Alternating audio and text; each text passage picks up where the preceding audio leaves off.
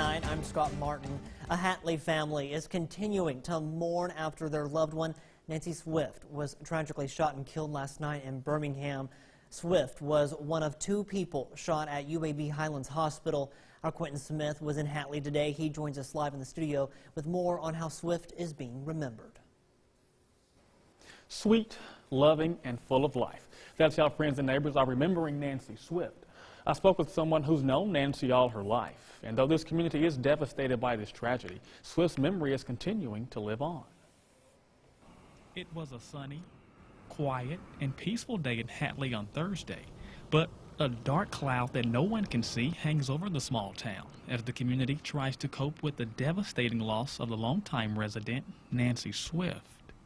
When she came into a room, you could always hear that laugh, and it always made you smile, you know. I don't know of any part that I won't miss over. Terry Wilbanks lived right next door to Swift for years and says she was a fixture in the Hatley community. I think it's just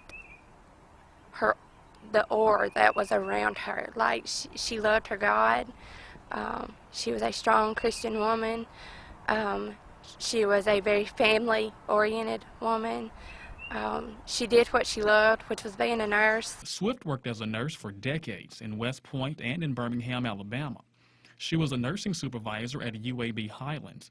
However, while at work on Wednesday, police say an upset employee, Travis Devon Coleman, opened fire, shooting and killing Swift and critically injuring another worker. I think it was more of a shock.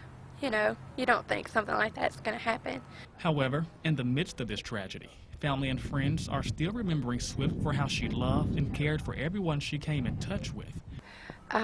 She was just an all-around great person. If you didn't know her, you were the one that missed out. And as much as Swift loved caring for her patients, Wilbanks says there's something else she enjoyed doing more, being a mom to her one and only child. She was so extremely proud of Angie. And she was so thankful to be her mother. And I've always said, as much as Angie was, as much as Nancy was lucky to have Angie, Angie couldn't have had a better mother. Now, Wilbanks says Swift was also a colon cancer survivor and that she enjoyed playing the piano in her spare time. Now, the other person that was shot last night is still recovering from their wounds. Scott?